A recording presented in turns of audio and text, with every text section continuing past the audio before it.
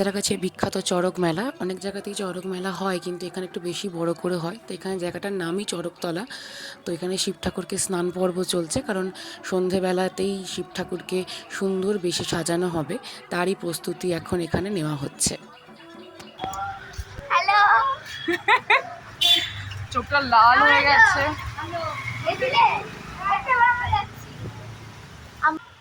প্রচন্ড ঝড় উঠেছে, এই ঝড়েতেই হাওয়া দিচ্ছে, চুলটুল উঠছে, এখন ফিল্মি ফিল্মি ব্যাপার। কিন্তু এই ঝড়ের মধ্যে আমরা এখন যাচ্ছি দুজনে মিলে চড়ক মেলায়, আমাদের এখানে বিখ্যাত চড়ক, সেই চড়কে যাচ্ছি।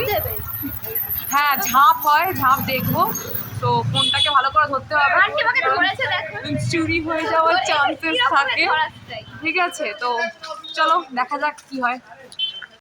মেলার ভিড়ের দিকে আমরা ক্রমশ এগিয়ে যাচ্ছি। দেবশ্রীর সাথে দেখা হয়ে গেল। আমরা তারপরে আরও এগোবো। এখানে জল বাতাসা দেওয়া হয় খাওয়ার জন্য। এরপরে এছাড়াও প্রচুর দোকান আছে চারিপাশে।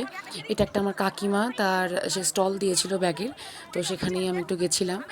ঠিক সেই সময় আবার প্রচণ্ড ঝড় উঠেছিল, কিন্তু এছাড়াও এখানে প্রচুর দোকান আছে খাবার দাবার, জিলিপি, পাঁপড়, রোল, চাউমিন, চপ, জুয়েলারি, ঠাকুরের ছবি, ঘর সাজানোর জিনিসপত্র, রান্নাঘরের জিনিসপত্র, প্রচুর দোকান এখানে এই সময় বসে।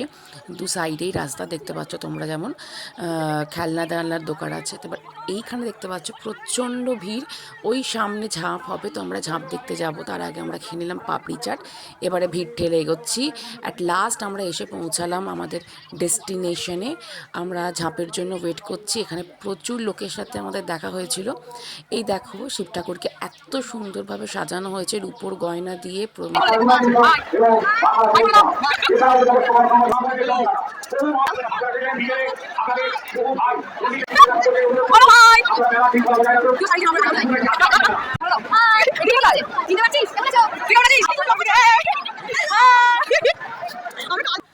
এবার ঝাঁপের সব প্রস্তুতি চলছে। সমস্ত সন্ন্যাসীরা একে একে সেজে নিয়েছে মালা পরে।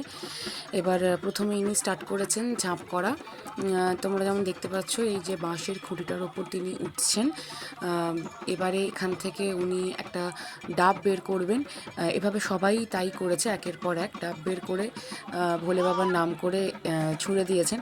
আমাদের দিকে আনফর্চুনেটলি একটাও আসেনি, আমরা একটাও ধরতে পারিনি। এই হচ্ছে ভোলে বাবার নাম নিয়ে ঝাঁপ। কিছুটা ঝাঁপ থেকে আমরা ফুচকা খেয়ে বাড়ি ফিরলাম। সো আমার যদি ভিডিও ভালো লেগে থাকে, please do subscribe, like and share my channel. Bye bye.